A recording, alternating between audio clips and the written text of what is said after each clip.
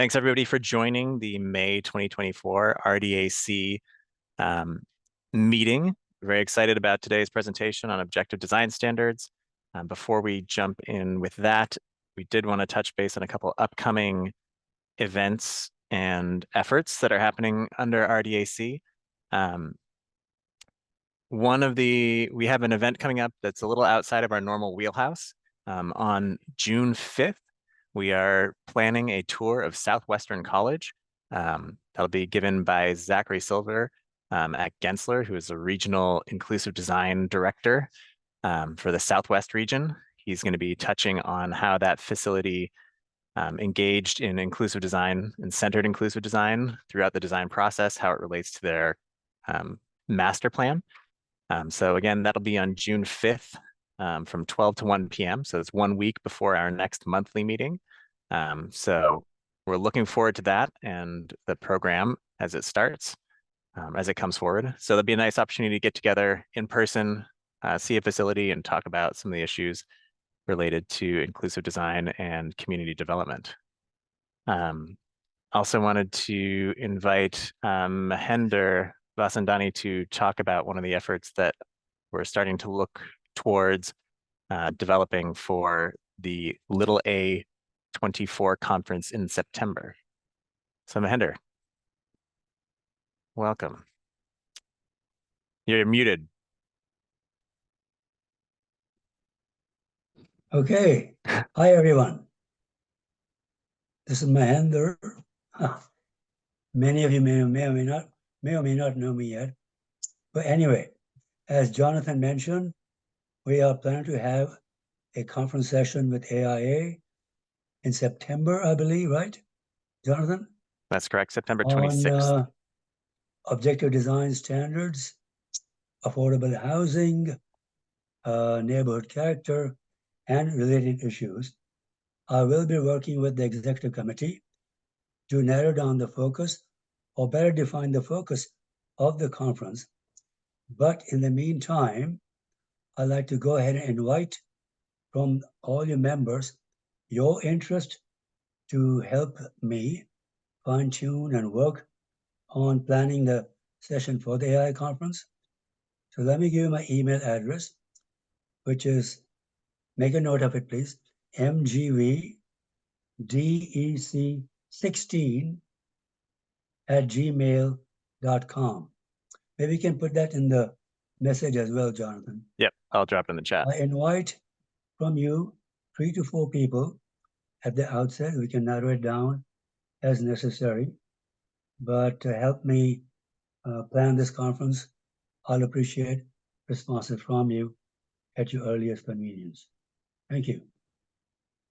Great, thank you. Yeah, this is one of the efforts that we're hoping to advance and be able to engage with a wider audience at the Little A 24 conference in September. So very much looking for folks who have interest and expertise to help out and help craft the discussion.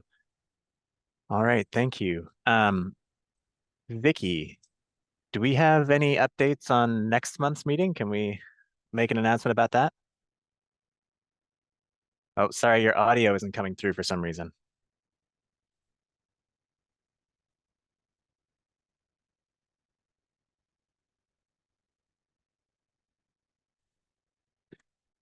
Yeah, if you can type it in the chat, that works great. Perfect.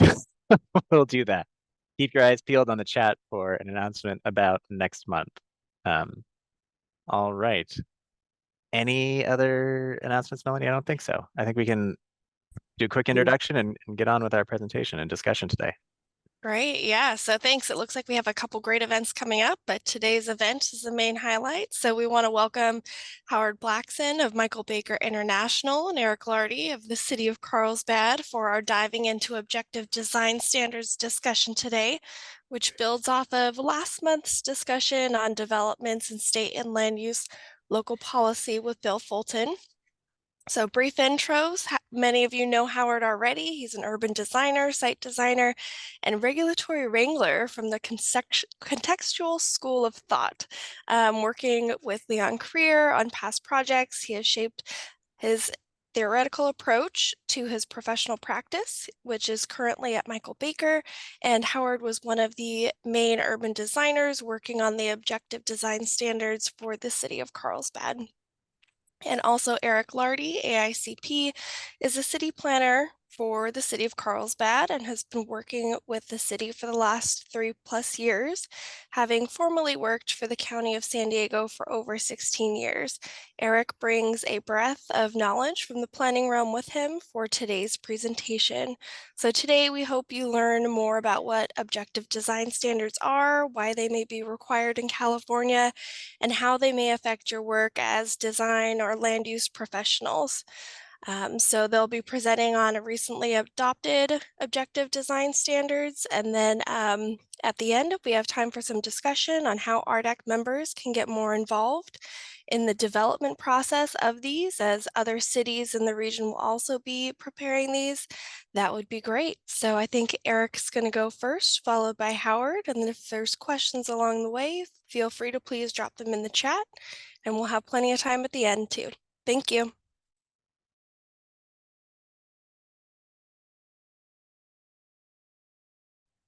All right. Well, good afternoon, everybody. Thanks for having us. I will kick off the presentation with just a little bit of an outline of what we're going to give an overview. I'm going to start with sort of the history and legal requirements of why we're doing this and why many jurisdictions have similar efforts. I'm going to talk a little bit about the 2 sets of guidelines that the city of Carlsbad adopted, and I'm going to hand it over to Howard to talk about some of the details related to different sets of objective design standards. Just these are some photos of different buildings that we use to inform it. But getting into the boring legal stuff at the beginning, why is everyone doing objective design standards?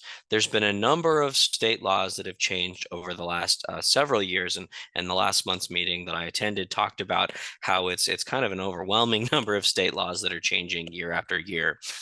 Some of those have focused on what a local government can and cannot do. One of the first ones was the Housing Accountability Act, which itself has been around since the 80s, but its more recent amendments have made it much more stronger and more applicable to projects. But cities cannot deny or make affordable housing projects infeasible, and projects must be based on objective standards. That also relates to SB 35, which provides for a by right process related to housing development projects in certain cities based on their RHNA production, regional housing needs allocation production. So each city is put into a category, and there's certain types of projects that if you have not produced enough housing, cities would be required to process them ministerially. This slide's actually an older slide because that right now is not applicable in the coastal zone, but effective next year, it will be effective in the coastal zone based on a new state law. And then SB 330 and SB 8 establishes criteria, timelines, and processes, hearing limitations related to what can be qualified, and says that those projects must comply with only objective standards. Objective standards versus subjective standards is pretty straightforward, but just to make sure everyone's on the same page, objective standards have to be specific, measurable direction. It can utilize photographs, graphics, but it cannot be personal judgment, whereas subjective standards are things that are unambiguous, poorly defined. You could line up different people and have different opinions over what it is. And so as part of jurisdictions, there's a few reasons that they're all doing this. Is one, there's more and more projects that qualify for one of those 3 legislations, and that only objective standards can apply. It also helps provide what I refer to as an insurance policy, is if at some point a city gets into different levels of production for housing elements and more projects can be ministerial, it helps provide insurance to get better design for projects. The way we constructed it and the way most jurisdictions construct it is there's applicable projects and there's not applicable project that these design guidelines apply for.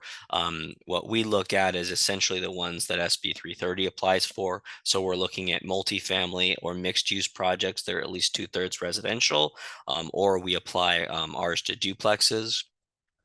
It doesn't apply to single family homes, general plan amendment projects, and non-residential projects.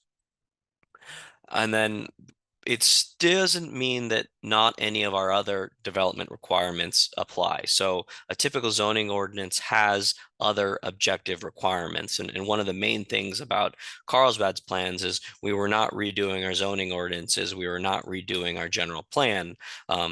35 units per acre is an objective standard. It's measurable. So we weren't resetting those. We were really focused on taking our things such as how do we define neighborhood character? How do we define building articulation, and converting those into something that is subjective, or sorry, something that is objective. And so part of our messaging as we develop these is that this is another tool. It's still combined with our existing height, setback, density regulations, and all of that is what future projects would be regulated against. We took a unique approach where we developed 2 sets of design guidelines. This is a map of Carlsbad, or 2 maps of Carlsbad. We developed our first set, which is our citywide objective design standards. And they're a more general document because in a citywide area, we have different architectural styles. We have a number of different master plans that have different styles already articulated in them. And so it was harder to create kind of a one-size-fits-all approach for the balance of the city of Carlsbad. So we did create one that was a more basic, straightforward document. And then in our Village and Barrio neighborhood, which is subject to the Village and Barrio Master Plan, we created a more detailed and more complex document, but it brought into specific architectural styles. And I'll talk about that with a few slides, but then Howard can also really elaborate because him and his team were really the ones that led development of those styles.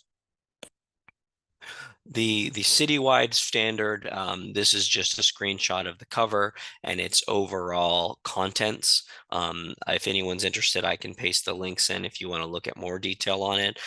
But it has sections related to site design, building design, additional standards for mixed use projects and how we're looking for mixed use to look, and then definitions and utilitarian design. So that's really what we have for that.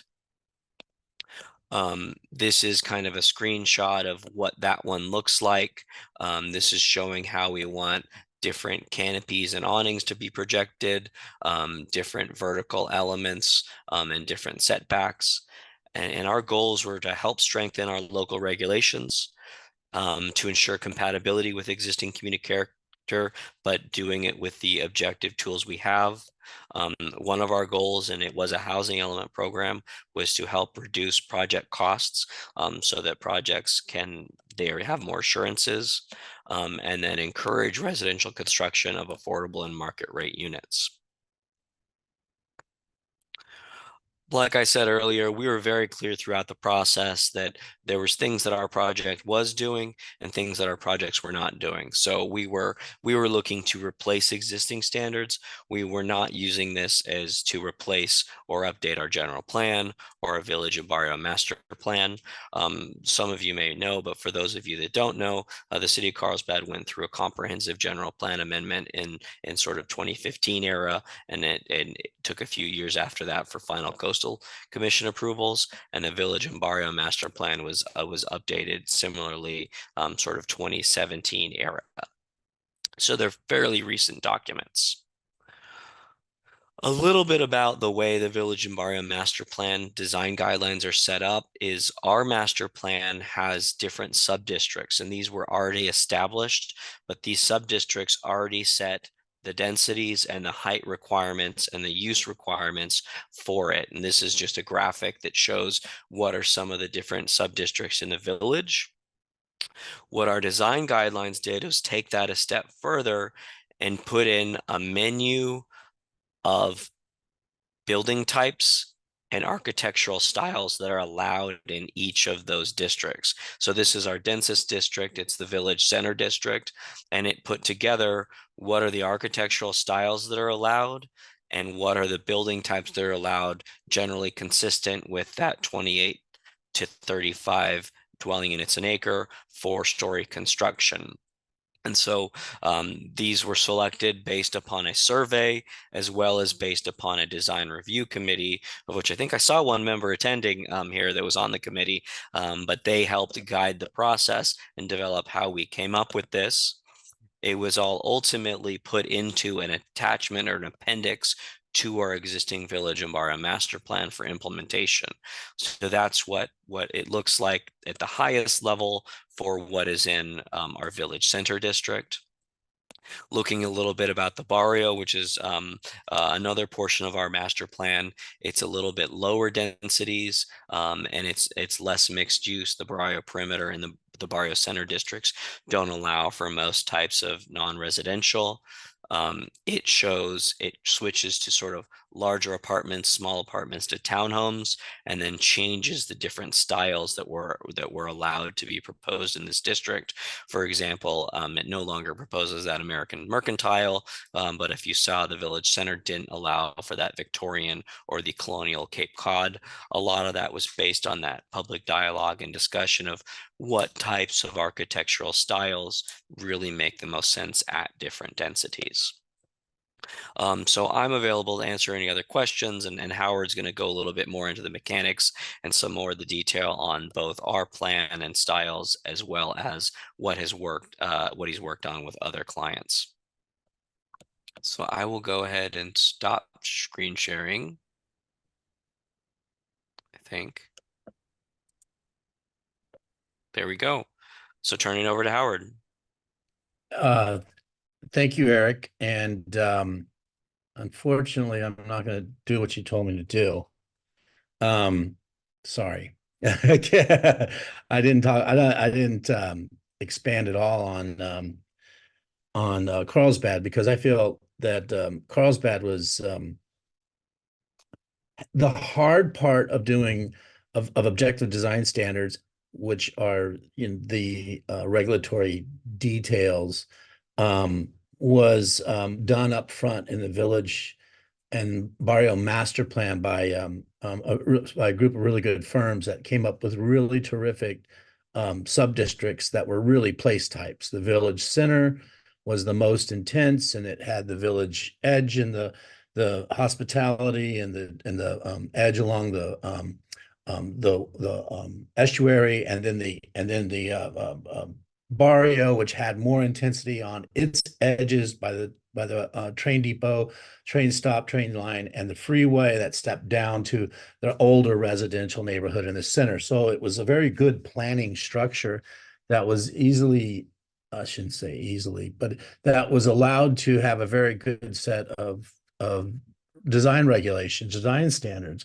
And even the CEQA part of it was we were exempt from CEQA because it fits so well with the existing plan. And that's just the point, is all of the objective design standards are really only as good as the planning that's going on. And the thing that I wanted to talk about with objective design standards in response to Bill Fulton saying that I say that form-based codes are objective design standards, which I'll show, is that we're really, City of San Diego is in a very interesting spot right now, where they're considering, or they're putting together a general plan update light, that and ongoing municipal code updates, which are great because those are quite comprehensive.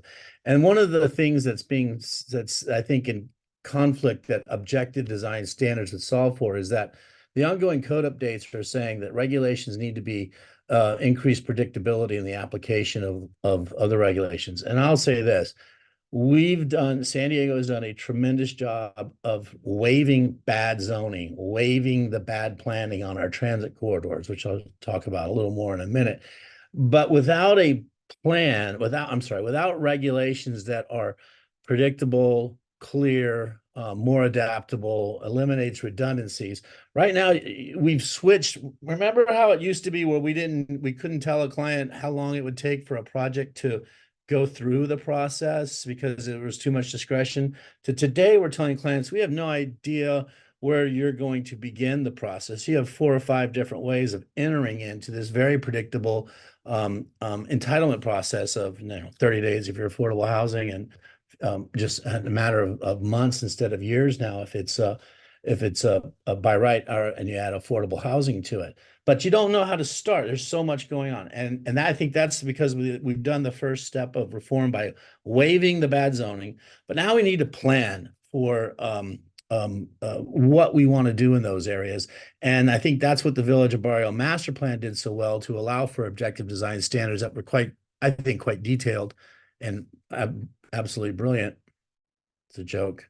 To happen because the plan was so good. Objective design standards are brand new. They've been coming out since 2017 when they had SB2, the Buildings and Jobs Act.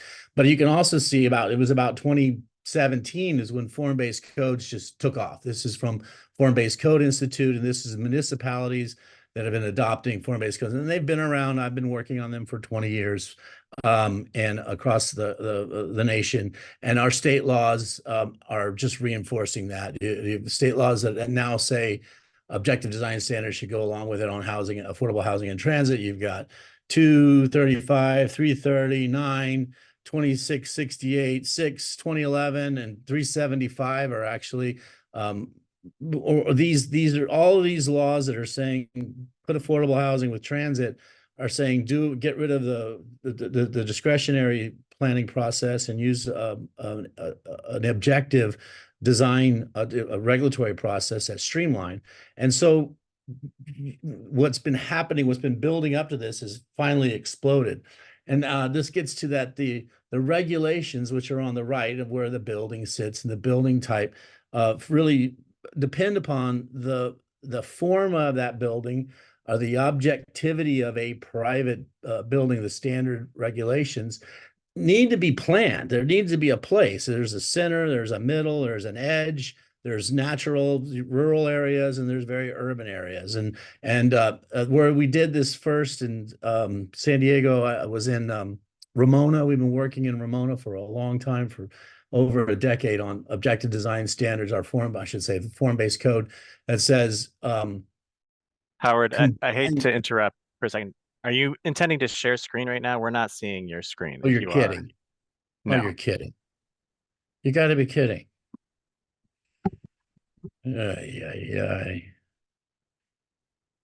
Yes. I was sharing my screen. Can you all see it now? Yes, now we see it. Well, now your you see background. Yep. Wait, just a background? Now we're good. You got it? Yes. Well, fine. I'll just go back a second.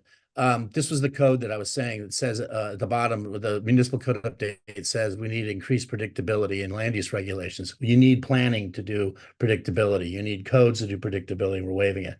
This is the chart that says form-based codes are off the chart. Since 2017, more municipalities have been adopting codes all across the nation. This is from the Form-Based Code Institute. And in California, they're being required or recommended for all these state laws that are saying your housing and transit come together. And so that's part of that ramping up. Form-based codes have been out there figuring themselves out to where they finally become actually state law, because of place-based, context-sensitive form as with graphic-based drawings is a objective design standard. But the most important part of the objective design standard isn't the objectives. It's actually the planning that goes along with it and the place types that go with it. And then in Ramona, we've been doing it for a while, where we had the Ramona Town Center along the corridor. There was old Kmart's, vacant land, some suburban things, and then the old a block or two of Main Street. And we took the variety of different residential, commercial zoning and combined them into one zone that was then had objective design standards that is producing today the new housing, these are garden apartments, they're townhouses, and then mixed use commercial, more urban new commercial buildings. And there's going to be a senior housing that's on the new park next to the library that follows the same plan and codes. Downtown San Marcos is the other area that we worked in, one that's called the Creek Specific Plan, that's been around for 10 years, but it did these codes, these standards did help a firm build their affordable housing development in a very urban area. That was been really the biggest development that's happened in that area, with more to follow. These are examples of other firms that have done form-based codes where you see the placement of the building, the frontage of the building. We all have heard about form-based codes, and they're set in different place types. It's very, very important to do the planning to go with this form-based code. And that leads to our smart growth map. This is Sandag's map of where, oh no, and I'm sorry, this is the city of San Diego. But the city of San Diego is following Sandag policies where our regional transportation, our sustainable community strategies, the old smart growth map where you have place types, and you can see that the blue areas we're able to put in a lot of new housing, and so we're following the corridors there, and then we're going to eventually get up to the different areas that are less intense, and follow this map, which is the sustainable development. Let's see, it was TPA, transit priority areas, sustainable priority areas, sustainable development areas that have expanded the transit priorities. But you see, they're still following corridors, and they're still following mesas and the existing lines of development. And so we need this plan. We need a plan for our city, and this code update that's happening with the general plan for the city, instead of it being just light and not touching on this and retaining that city of villages idea that's been around for 26 years. We're now becoming a city of corridors. It's a city of transit corridors, and we should be planning those corridors and using objective design standard rational planning steps will get you there, because it creates place types where you put the objective requirements within. So a new transit line extension in Calgary that from the existing town has the big circles in the middle are the conceptual transit areas where people will walk to work, walk to the transit stop to go to work or to go home, which is bigger than the neighborhood area. But all across it is a half mile to the corridor, then another half mile. It's a full mile. These fit our sustainable development areas and our transit priority areas in San Diego. And then you're able to then you refine those concepts of a pedestrian or a transit shed, and you apply them to physical neighborhoods. And you're able to say there's corridors that create edges, there's centers for the neighborhoods, and there's center where several neighborhoods come together and the transit stop is. And we know the whole thing, the 5-minute, 10-minute walk across small blocks in a variety of place types. And that allows you, when you use that, to say, this is the type of design where you're taking one of the transit station areas in the middle, and you have 4 neighborhoods around the edge that allow you to put more urban centers that have its standard development regulatory standards, which are different than the more residential suburban areas into the neighborhood, to finally your rural edge that drop off and you're out of the transit priority area. And then you zone it, you code it. You say, this is the center, this is the middle, and this is the edges, and you're able to put this you're able to do good planning using the form-based code place types to then standardize those buildings. That's it there. Now, this is what's happening in that exact area. It's being built. You can see the freeway to the upper top, and these are town extensions where you're getting apartments, and you're getting town centers, and you're getting things where you see the town on the right, and it's going to extend out this new transit line there. The idea is that these building forms and these coordinate with your street types, which are coordinated with your park types. Today, we don't coordinate these things. We know Parks and Rec is in a different department with a different deputy director. We know that streets and traffic and transportation have their own issues, and then planning is mostly about private development regulation that's different from general services and public planning. We still don't coordinate those well, but they're all legally supposed to be coordinated in a zoning ordinance, which is where objective design standards live. Uses and parking all come about, but they're not leading. The land uses don't lead. The places lead. Let the objective design standard of the buildings and the streets and the parks lead your design. And then you're able to do the right type of signage, the right type of fencing. And oh, by the way, OPR, State of California's Office of Planning and Research, put this guideline out to help you develop your objective design standards using everything I just showed you. Now, this is the picture that Bill Fulton couldn't say. Where did that come from? I don't know where that came from when he spoke a couple weeks ago. That I gave him that picture. It came because I scanned it out of the objective design standard guidelines from the state of California. That's why they're form-based codes. That's the same thing.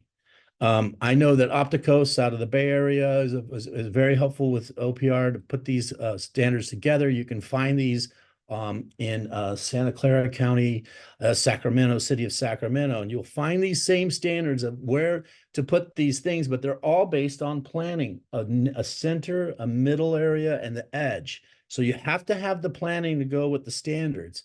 And so, yeah, so it was January 2021. We used this. This also said you can use architecture, you can use street types, you can use a variety of planning tools. In Carlsbad, we used architecture. And that's because the architecture was very important because the new multifamily buildings that are being built all across the nation all look exactly the same, up to 4 stories, and they knew they were unique. They knew it was in conflict with its historical character, and that it would degrade the character rather than letting all boats rise. And so we figured out an architectural style to do multifamily buildings, and it wasn't Victorian, and it wasn't mock Tudor, and it wasn't a Cape Cod cottage, because those are all small, built at a time where they didn't do full block development. We were able to use different types of architecture, including contemporary architecture that's California based and not just based anywhere, and traditional modern, which was an Irving Gill style, that Gill figured out how to link that old tradition to the new materials and the new forms to transition to where we are today. And that building technology of today can then respect that, as well as in arts and crafts and a Spanish revival style. So those were the styles that we chose by building types. The bigger buildings were like this, the smaller buildings were like that. But then but remember, they're just tools. Objective design standards are just tools. Without planning, this is objective design standard for a town. I don't think these standards are. I don't think these standards are meeting the spirit of the state guidelines. But that's how, it's just a tool. We can use it for dialing down a historic area with a lot of rules and regulations, because it has to, or you can use it to allow for a lot of things to happen, more aspirational future things to happen with fewer standards that say sky's the limit. But also you can do it wrong. You can also have it done where it's just a few things to say, hey, we don't really want to plan. We want the absence of planning, because planning hasn't helped us get to this point. And so I understand that. I think we need to continue to codify and understand what those objective design standards can do for us. I'm almost done. I promise. Sorry. There's grants and funding. This is the grants and funding that we were able to use to do the objective design center. So it's not an unfunded mandate. There is funds out there for it. And I think the most important thing to understand with the planning is to understand the patterns of the area. Objective design standards are not a one-size-fits-all tool. Cities were built, San Diego built over time. Carlsbad was built over time. It was a spa near the coast in 1888. That became, a big suburbia in the 1960s. That's now come back to infill in the whatever we are today, 20s. And you have to understand that you can't use the same tools to rebuild downtown that you use to build suburbia. You have to use different tools, which I think Carlsbad did correctly by saying these are our downtown tools. These are our the rest of the city tools, because those two places were built at 2 different periods. And you can really see it here in the city of San Diego, where south of the 8 and east of the 5 is a completely different pattern than than the old urban areas. And so we need different tools and set of tools to get there. I'm not going to comment on that one. And here's an example. So this is a really bad Google Earth thing, but this is a objective designs, a form-based code built this place just outside of Denver that had a variety of building types. You can see, hopefully my cursor, that there's a 3-story stacked flats on the edge, 2-story townhouses on the south side, and then there's a affordable housing, small unit development in the middle of the block. So there's 3 different building types on this one block. And it creates this different street type where you see the pool community area terminating the view of the street. You got 3-story stacked flats on that side. You got that go around the block. You got the 2-story townhouses on the smaller street side. And then that's as opposed to Kearney Mesa, where we don't have, we're using conventional planning tools where you have a pod of development at this density and use, a pod of development at this density use, and you see 4 pods here of all the same buildings that aren't the same, and they're not creating streets, they're creating service alleys. And so it's not civilization, it's a commodity to be bought. If we don't have planning, we are going to create conflicts. That's what planning does. As much as we like people and we like each other, we also don't like people and we don't like each other. And we need rules and regulations to help us. There's this whole thing, religion, there's a Bible, it's got 10 commandments, and it says, don't mess with your neighbor. And we need some, without zoning, you don't have regulations that don't create natural conflicts with each other. Yes, I know we're not noxious industrial melting horses to make glue next to the childcare place, but we are helping people live together in a more civilized society, and we need rules to do that. And that's my presentation. Any questions? Thank you very much, and I'll figure out how to stop this. Stop it. Here we go. I'm going to figure it out. If folks could please raise their hand using the Zoom tools, that'd be great. Mahender, I see your hand in the good old-fashioned way is up, so please jump right in. Okay. Great presentation, Howard. Wonderful primer for what new urbanism is all about. So you talked about a lot of farm-based codes and ultimately how to improve design of individual buildings, neighborhoods, and streets.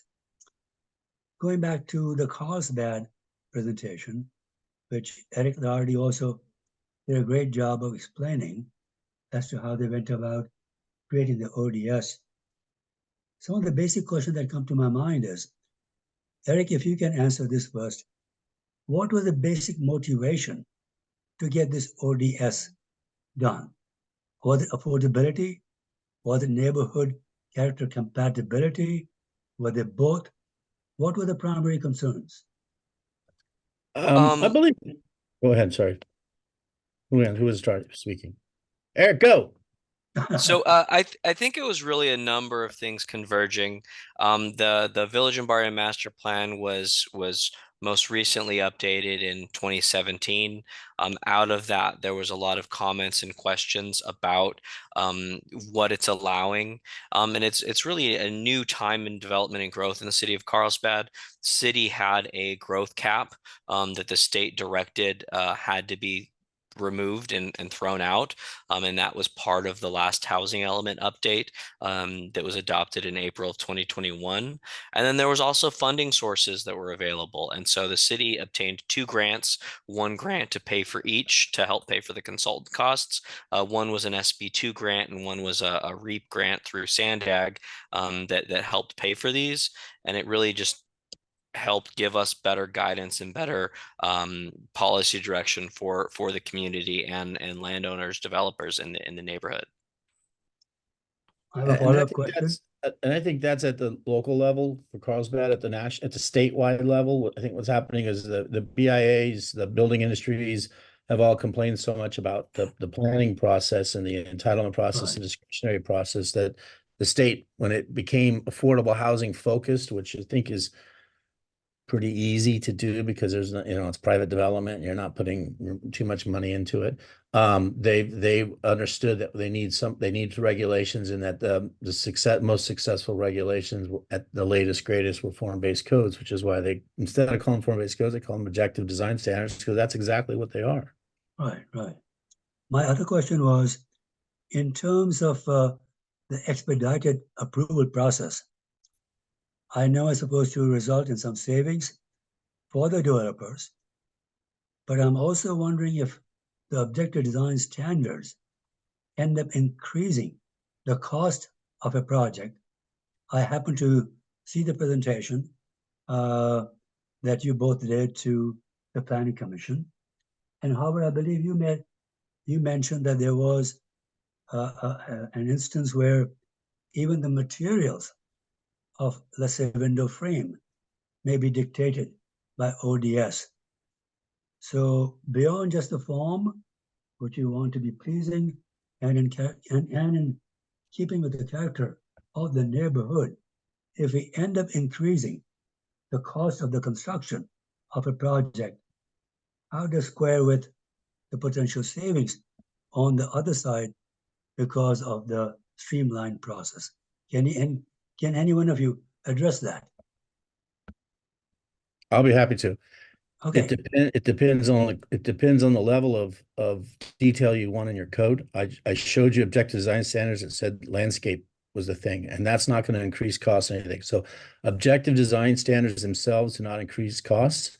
It's the quality, it's the intensity of the regulation that you're using for people to follow. So it's still just a tool that people can use to create barriers, or it's a tool to allow for cheaper, better, faster. Also, at the same time, though, the idea of a window detail cost versus 5 years in discretionary review, I think we did the math, and it's much cheaper to have a window that's a half-inch deep, that's available with it's available in the marketplace, than it is to wait 3 years, 5 years to get in front of a decision maker that you don't know if you're going to make it or not. Got it. Okay. Anybody else has any question? I have one more question. Anybody else? I have a question. Hi, everyone. Thank you for the presentation. My name is Catherine Size. I'm an urban designer out of Los Angeles. Question, if any of you believe that color or materials, kind of piggybacking off the previous question, colors, materials, or even architectural styles can be regulated objectively, given that these topics or these elements are almost very preference-based or subjective-based. Okay, so colors and materials. Sure, you can cite a Sherwin-Williams. That happens quite often. You can cite actual RGB colors for historic districts. It happens all the time. So yes, colors can be objective. You can state exactly what you want. Materials, yes, you can state materials. You want a wood frame. The difference between arts and crafts building versus a Spanish revival building is materials, and then the windows and then the ornament that goes along with it. They're different. One's wood and one's stucco, predominantly. The issue is what nobody's asked. I think somebody's afraid to ask is, what about my creativity? You're stifling my design creativity, which we're all architects here. This is supposed to be AIA, so I was waiting for that. Haven't gotten it yet, so I'll throw it out there and say, your creativity isn't as important, and you might be more expensive, and you might be this, and you might be that, because we have no idea, because you're making something brand new, whereas a regulatory community, a community that is getting a new regulatory framework wants predictability. And that predictability isn't possible with your design creativity at every turn. We've allowed for creativity, but in a narrow range, because it's got to fit within what's expected, that predictability that's in the code. Yeah, and if I can just add on that, I mean, our code, and I shared the link, it does have very specific, what is the difference between Craftsman and Colonial Cape Cod and postmodern. So it is very specific and objective, and we went back and forth with Howard a lot to make sure it was objective. But that also doesn't take away, there are waivers and incentives process both in our code, as well as we're seeing more and more projects just use the state allowed density bonus process. So we're doing this to help provide for more reassurance, better control, better regulations. And it's very still early in the process. We anticipate that we're going to be tracking everything that happens with these standards, and we anticipate that in the next 2 years we will be making another amendment to change things that aren't working, or change or go use more methods that are working, just because this is such a new process.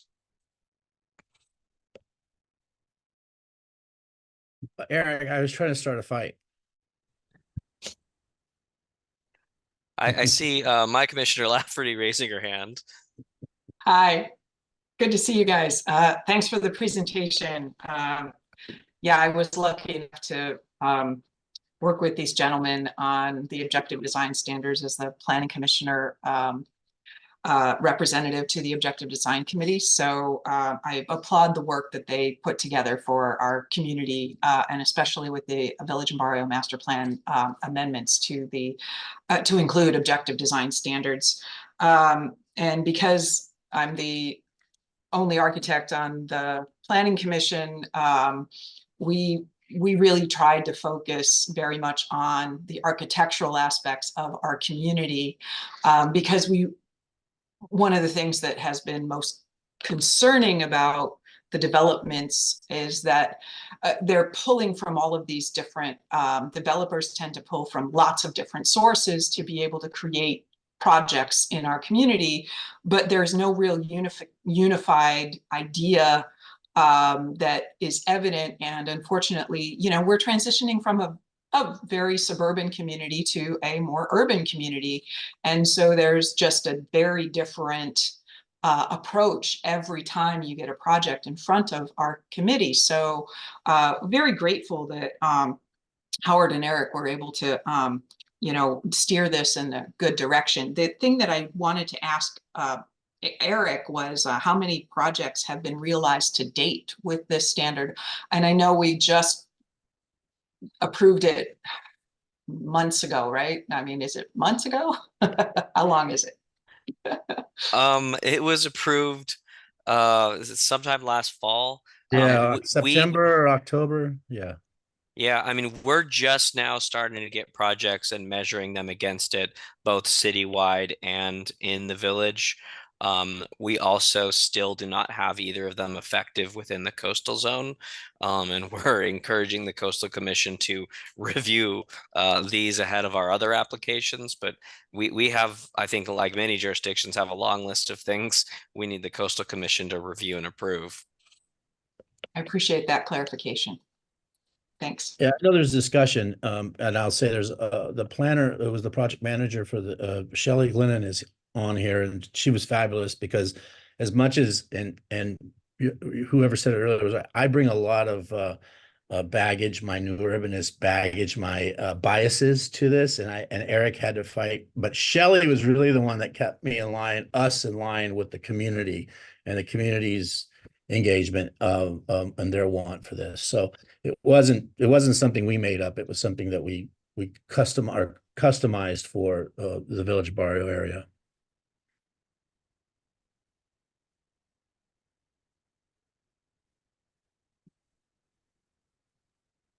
Mahinder, do you have another follow-up question? I do. If we have the time. I think we do.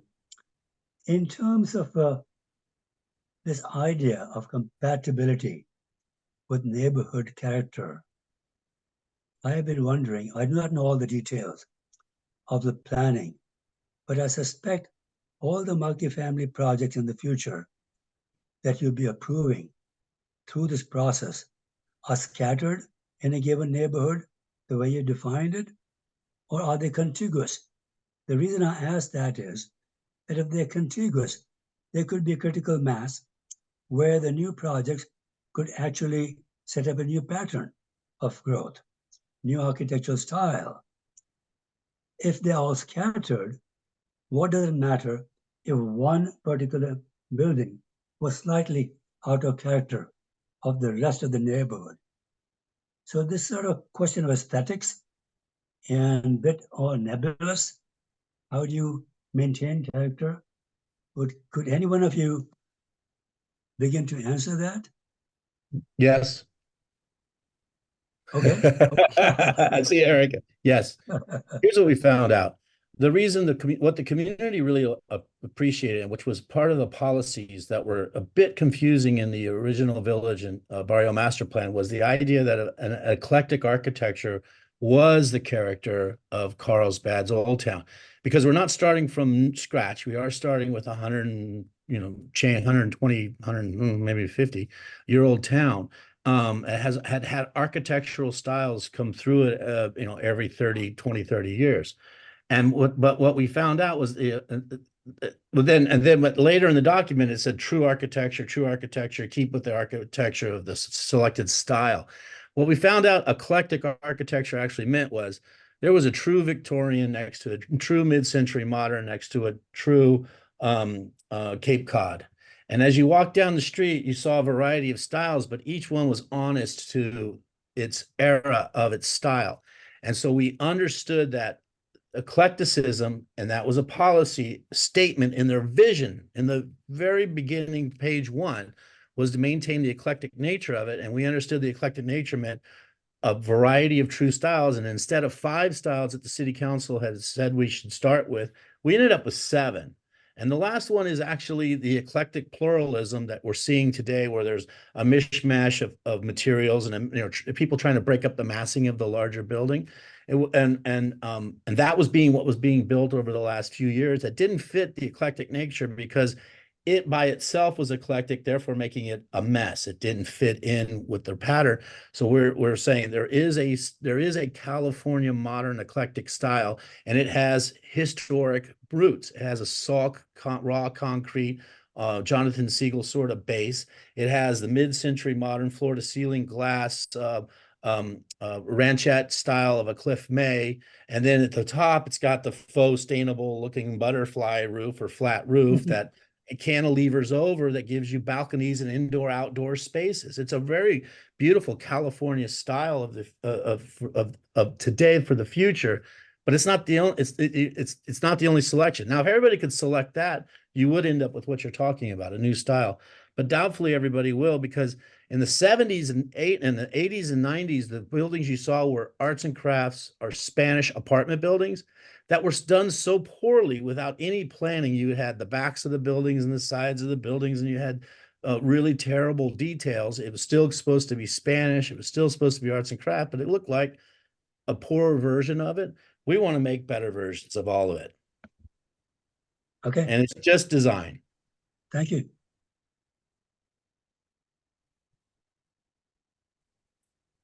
And then as we wrap up, in order to make better versions and better design, it sounded like Carlsbad had a lot of community engagement and input in their ODS standards. It's not necessarily true for every single jurisdiction out there, and some in San Diego County have also adopted their standards, but some are currently in the process as well. So if folks are interested, it looks like Del Mar is currently updating theirs, the County of San Diego, and a couple others. So we highly encourage architects to get involved in the planning process when the public review periods for these standards are open, so that planners can get that direct feedback so that it can be incorporated during development. Eric or Howard, do you have anything else to add on that line of thinking? I was just going to say, I think for us, it was critical that we had that committee, and there were different representatives of our planning commission, housing commission, of industry, of just the community. And we had consistency with that committee so that we could both educate and get feedback, because it is such a complicated topic.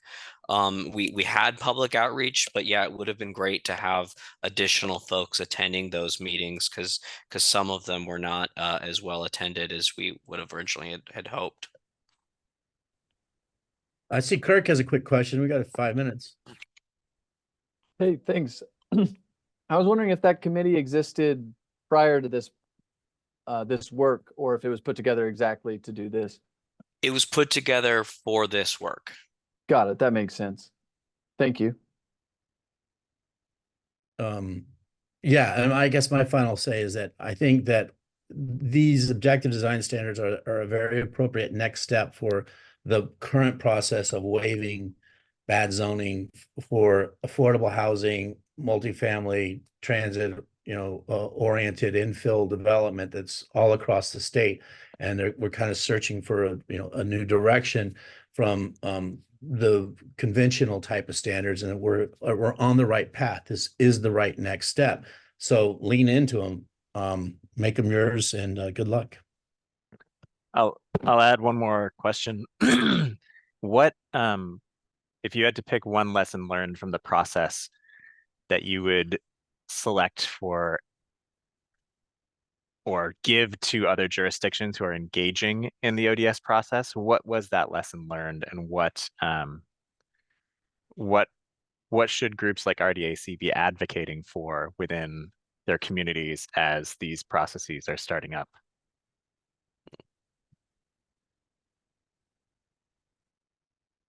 I think a little bit of be flexible through the process, because I think you need to let the process kind of define itself. I know originally we had scoped to only have 3 meetings of the committee, and at our second meeting we're like 3 is not going to be enough, and so we changed and adapted. We got done on time, partially because we had to because of the grants that we had. But I think that's one thing is be flexible and make sure to build in opportunities to listen and adapt based on that community feedback. I also think understanding all of the new policies that are out there, it's all written. Everybody wants mixed use infill, transit supported urban places. And so the policies are in place. They truly are and have been for the last 10 years working on that. Now we're at the application of the regulation, and it's not a time to be scared and go back to the things that we had done before. Now's the time to keep moving forward the way the policies allowed us to move forward. And I think that the development industry in California is as Mike Stepner would say, is a political act, and that making it political act and getting out there and being a part of the dialogue with architects. We had architects on our committee that were very, very helpful to discuss it. So being active in the dialogue of these things is very, very important, especially if you want to protect your modernist me heritage.